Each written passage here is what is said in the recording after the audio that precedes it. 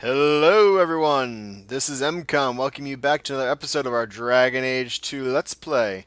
Up in the Viscount's Keep, I think, yep, we've got Aveline around here we can speak with, I bet. There's Jevon's office. Wait while I explain our initiative. We went and beat off some bandits with her for a little while. Woman, but I decide the patrols, not you and your whims. Uh-oh. You may have been put up for lieutenant in your first year, but I'll have no show-offs in my command. Have I made myself clear?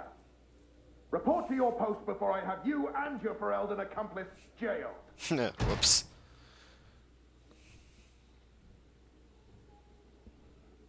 A lot of yelling for doing him a favor. We killed a band of highwaymen. What does it matter whose patrol it was? I bet he was It's not corrupt. the first time he's made me wonder like this. Something is very wrong. This is probably a bad time to discuss my bill with him. He'll jail you. I don't doubt that. The rest, though. Well, the duty roster will have my next patrol. Sounds like I'll have plenty of time to follow you around. Threaten my friends. Not letting that one go, Captain. Ooh. Check the duty roster in the barracks to see who is supposed to have the ambush patrol. Okay. The guard who'll throw you out. Aveline! I owe you for clearing that ambush the other night. Saved me a mess of trouble. Brennan, that route was yours. It was. Single patrol. I'd have been dead for sure. Oh dear. So there was nothing unusual about it at all. It had been clear for weeks. It didn't get unusual until after we heard about you and Aveline. The captain reassigned me after he heard what you did, and I passed the satchel to Donick for his patrol tonight. The satchel?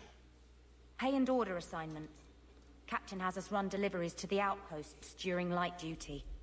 It's usually just an updated copy of the roster. The satchel for that night was heavy, though. Anyway, thanks again, Aveline. You're a good one. Oh, interesting. So the satchel gets heavy the same day we discover an ambush. You're sure you want to pursue this? This is your superior we're talking about. If a guard has been put at risk, a good captain would want to know why. And if he's not a good captain, I want to know why. A messy way to pass information, and Brennan already sent it along. Another guard is walking into the same trap. I can't let that happen. Brennan said Donick. A good man. Donick. I've got his route. A night walk in Lowtown. Let's go make sure his quiet patrol stays that way. Okay. We will definitely take a look at that later. Alright, I'll see you, Aveline. It's good chatting with you. I do have several other tasks to get on to, however. I've been waiting all day. Several other tasks. Good day, sir. Alright. Where to? Actually, there's not that many tasks left. Let's check out Lowtown during the day for the moment. We're doing pretty good knocking these quests out. One by one. Little by little. Piece by piece. So, you were in the circle and ran away? I don't know if I'd be brave enough to do that. You've been an apostate your whole life. Exactly. It was never anything I had to work for. Nah. Other people always took the risks to keep me free. Interesting. You're right, a new surfacer. Something of yours, sir. Paragon's Toe. Just stumbled on this. Can't say I'm surprised. Bloody fools. Uh-huh. Alright, Trinkets Emporium, Weaponsmithery. No, Weaponsmithy, not Smithery. Oh, hey, we can head in here and talk to Varric quick. See what else he's got to say.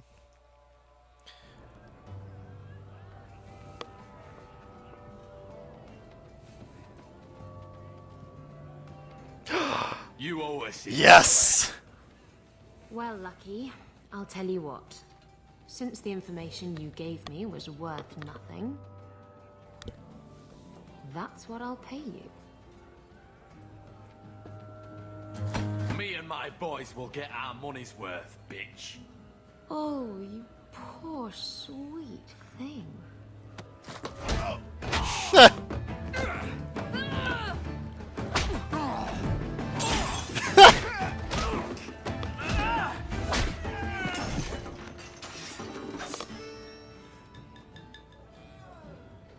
Tell me, Lucky, is this worth dying for? Oh, you tell him, Isabella.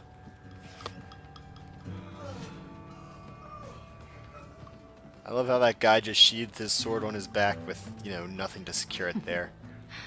I didn't think so. Though, come to think of it, that's exactly how Isabella's daggers are, too. Huh. Well, since we're here... My. And here I thought the only men in this place were besotted fools who couldn't hoist the mainsail. Oh dear.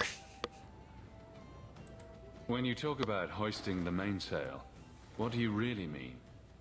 What else could it mean? It requires strength, knowledge of rigging, and a small measure of sobriety. I know my way around rigging just fine. And I'm good with my hands. Oh my goodness. Oh my. I'm Isabella. Previously Captain Isabella. Sadly, without my ship, the title rings a bit hollow. You're Ferelden, aren't you? You have that look about you. I was in Denerim not too long ago. I remember. You might be just what I'm looking for to solve a little problem I have. Really? Can't anyone fix their own lives around here? Must be something in the water. Someone from my past has been pestering me. I've arranged for a duel. If I win, he leaves me alone. But I don't trust him to play fair. I need someone to watch my back. Oh, really? Tell me about this. What makes you think I'm right for this? You saw me talking to Lucky, didn't you? Those boys couldn't manage simple information gathering. I can't trust the riffraff in this place to do anything right. But you're different. Aw, shucks. You wanted information from Lucky. What was it? I asked Lucky and his boys to track down something I lost. They failed to do it. It's nothing to worry about, and this is much more important. Who's this person you've arranged to meet? His name is Hader. We worked Like together back in Hader's Antigua. Folly? He's never liked me. He's been asking about me all around Kirkwall. Thought I'd get it over with and meet him face to face. Okay. I see the reasoning there. Why a duel? I like duels. It's what I do. And if I win, he'll be dead. Problem solved. I think I could manage watching your back. I'll bet. I've arranged to meet Hader in Hightown after dark. I'll meet you there. Okay. Alright, that's pretty cool. So Isabella was a pirate captain you could meet in Denerim. I think in one of the inns. We spoke to her very briefly in Dragon Age Origins. It was really cool. I hadn't known before I saw that in the latest playthrough that you could actually meet her there. Of course, she looked a lot different, but still pretty neat.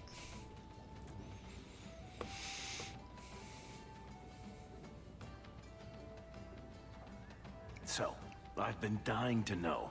What was going through your head when you fought that ogre?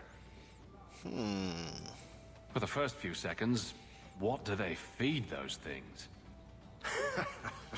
I don't know anyone else that's even seen one. You're lucky just to be standing here. Somehow, Hawk, I imagine things won't be dull with you around. Not that I expect the deep roads to be boring, mind you. Constant threat of doom does tend to keep you awake. You're not wrong. Anything in particular I should know about your brother? To understand Bartrand, you've got to understand the Dwarven Merchants Guild. These are dwarves who would sell their mothers if they thought it'd get them a better share of the Lyrium market. Anyone who deals with them has to sleep with a knife under their pillow. In my family, that's Bartrand. I see. What are your plans for this trip into the deep roads? Bartrand's running the show. Andraste's ass, he'd probably do that even if we weren't paying for everything. The tide we're looking for is supposed to be a week's travel from the surface, so I hope you aren't scared of the dark. We've got supplies, muscle, excavators. The plan is to carry out everything that's not nailed down. Okay. If we'll be working together, I should find out more about you. True enough. I suppose you ought to know my credentials. My family came from Orzammar, noble house Tethras, until my father got caught fixing provings. I've heard. He and our whole house got exiled, No huge loss. I was born up here. Sunshine suits me just fine. Interesting. Are you a merchant? A mercenary? I'm a younger son. It's a difficult and dangerous profession. A lot of us die of boredom. Nice. Fortunately, being Bartrand's younger brother keeps me on my toes. Maker knows he lacks subtlety. I'm the one who pulls strings to keep the coterie out of our hair. Keep us just a whisker ahead of the other families. Okay. What about you? Been in any good battles? Does arguing with Bartrand count? I've spent my whole life in Kirkwall. Dangerous enough most days, but it doesn't compare to the deep roads. So, this will be, let's just call it an adventure, I guess. Great. Now we're adventurers. Alright. Questions and answers completed. Cool. So we still have the way it should be, which is Aveline's quest. Merril we can talk to at her house. Speak to Anders, and then nice crime you have around here. Oh my goodness, talk to Merril at her house in Lowtown's alienage. That's awesome. Nice crime. Okay. We will head back out then. It was fun staying in the Hanged Man for a little bit. Still need to finish up Wayward Son down here in Lowtown. So I guess that's telling the mother about Merril. Is that what it was? Let's see. Yep, down by the alienage. Okay, hang a right. Oh, that was very nice of you. Old city slums. And we'll head down to the alienage. Hello. Ariani. Your son has taken refuge with the Dalish. What? But he is human. They did not even wish me to raise him among them. But they do value magic more than the men of Kirkwall. Perhaps he can have both safety and freedom. As I said, I have little money. But this is a Dalish ring that has been in my family for generations. Please accept it with my thanks. Gosh, terribly nice of you. Runed Silverite ring. Let's see. Extra attack, extra physical damage. Not bad. It's exactly the same as Evra's Might. That's interesting.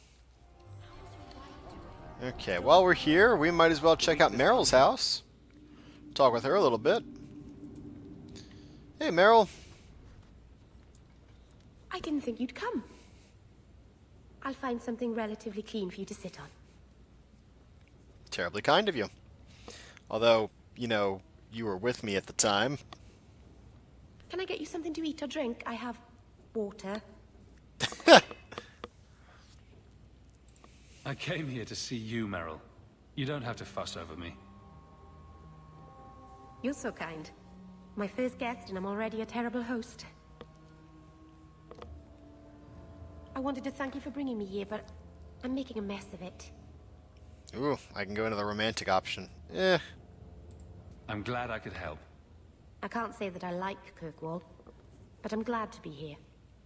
I haven't exactly had many friends. Not even among my own clan. This is tricky. Really? What made you unpopular with the Dalish? Blood Being mage? close to the Keeper, I was always a bit secluded. She was teacher's pet. I studied magic and history while the others were learning the Via Tanadal. It's good that I left. I'd have made a terrible keeper. I was never that good with people. It won't take long before you're the most popular girl in the alienage. Mythol, I hope not. I'd managed to say something stupid in front of everyone and embarrass myself. Thank you for coming to visit me, Hawk. It means a lot to me. Alright. Now let's talk about some other matters. This city is amazing. Do you know I saw someone get mugged? Right outside. It was fascinating. Everything happens here all at once. How does anyone keep it all straight? Well, I'd love to know more about this. Someone has jumped outside your door, and that's exciting. It must be the alien age greeting. It hasn't happened to me yet, though. They must not like me. It's so busy here. So many things just get lost. Really? Do you miss the Dalish? I miss Haren Pyvel's stories. The creaking of Aravels in the breeze. The city is so busy and confusing. And the elves here are not like my clan. But I'll get used to Kirkwall in time. The Templars haven't found you, have they? I've been careful, even among the Dalish. Keepers never work magic in public. And I think the Templars don't even see me. I'm just another elf in the alienage. Fair enough. Think of it like a game. You can pick up all the things people drop and overlook. Maybe count them. I think they mostly drop garbage. I'm glad you came by. I needed someone to talk to. Oh, anytime, anytime. Ooh, mana and the use of magic. Mana is that which defines a mage. It is potential that dwells within a person, but does not always manifest itself. All men are connected to the Fade. We go there to dream. But only those with this potential may draw upon its power. Mana is, then, a measurement of one's ability to draw power from the Fade, and it is this power that is expended in magic. As in all other things, it has limits. Just as a man has the strength to lift only so much weight and no more, a mage cannot work more magic at one time than his mana allows. If he wishes to work magic that would be beyond his strength, a mage must bolster his mana with lyrium. Without lyrium, it is possible for the reckless to expend their own life force in the working of magic, and occasionally, ambitious apprentices injure or even kill themselves by overexertion. From the lectures of First Enchanter Wenceslas. Oh, good to know. The Maker's first children. The Maker's first creations were the spirits, glorious beings that populated the many spires of the Golden City, and the Chant of Light says that they revered the Maker with unquestioning devotion. The Maker, however, was dissatisfied.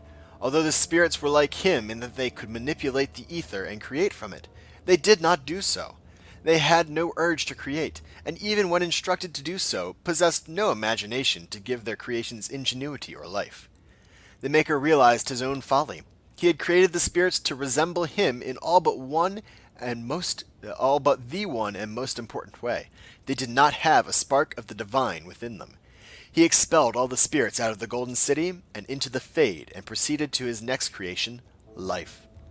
The Maker created the world and the living beings upon it, separated from the Fade by the veil.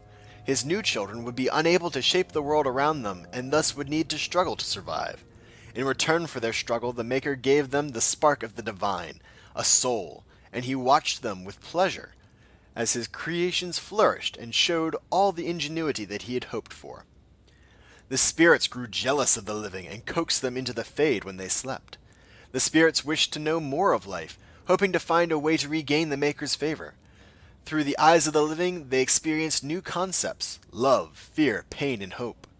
The spirits reshaped the Fade to resemble the lives and concepts that they saw, each spirit desperately trying to bring the most dreamers to their own realm, so they could vicariously possess a spark of the divine through them. As the spirits grew in power, however, some of them became contemptuous of the living. These were the spirits that saw the darkest paths of the dreamers. Their lands were places of torment and horror, and they knew that the living were strongly drawn to places that mirrored those dark parts of themselves. These spirits questioned the Maker's wisdom, and proclaimed the living inferior. They learned from the darkness they saw, and became the first demons. Rage, hunger, sloth, desire, pride. These are the dark parts of the soul that give demons their power, the hooks they use to claw their way into the world of the living. It was demons that whispered into the minds of men, convincing them to turn from the Maker and worship false gods. They seek to possess all life as their due, forging kingdoms of nightmare in the Fade, in the hopes of one day storming the walls of heaven itself. And the Maker despaired once again, for he had given the power of creation to his new children, and in return, they had created sin. From the Maker's First Children by Bader, Senior Enchanter of Ostwick, 812 Blessed. Alright. Pretty cool. Okay, nothing there. And Arlathan Part 2. You ask what happened to Arlathan? Sadly, we do not know. Even those of us who keep the ancient lore have no record of what truly happened. What we have are accounts of the days before the fall, and a fable of the whims of the gods. The human world was changing, even as the elves slept. Clans and tribes gave way to a powerful empire called Tevinter, which, and for what reason we do not know, moved to conquer Elfhenan. Wow, I am having real troubles pronouncing things right now. When they breached the great city of Arlathan, our people, fearful of disease and loss of immortality, chose to flee rather than fight. With magic, demons, and even dragons at their behest, the Tevinter Imperium marched easily through Arlathan, destroying homes and galleries and amphitheaters that had stood for ages. Our people were corralled as slaves, and human contact quickened their veins until every captured elf turned mortal. The elves called to their ancient gods, but there was no answer. As to why the gods didn't answer, our people left only a legend. They say that Merril, the dread wolf and lord of tricksters, approached the ancient gods of good and evil and proposed a truce. The gods of good would remove themselves to heaven, and the lords of evil would exile themselves to the abyss, neither group ever again to enter the other's lands. But the gods did not know that Merril had planned to betray them, and by the time they realized the dread wolf's treachery, they were sealed in their respective realms, never again to interact with the mortal world. It is a fable, to be sure, but those elves who travel the beyond claim that Merril still roams the world of dreams, keeping watch over the gods lest they escape from their prisons. Whatever the case, Arlathan had fallen to the very humans our people had once considered mere pests. It is said that the Tevinter Magisters used their great destructive power to force the very ground to swallow Arlathan whole, destroying aeons of collected knowledge, culture, and art. The whole of elven lore left only to memory. The fall of Arlathan, as told by Gisharil, keeper of the Ralafarin clan of the Dalish Elves. Okay. Well, with that settled... Oh, cool, we unlocked Merril's home. With that settled, it sounds like we are ready to head to Kirkwall at night. We've got Aveline's guard patrol, shepherding wolves, the first sacrifice, and Fool's Rush In. Fool's Rush In is that duel with Isabella, so I think we're going to head that way to begin with. But we've been going for a good while now, so I think this is as good a place as any to go ahead and bring our episode to a close. So once again, guys, I want to thank you all very much for coming along with me. And until the next time, bye all.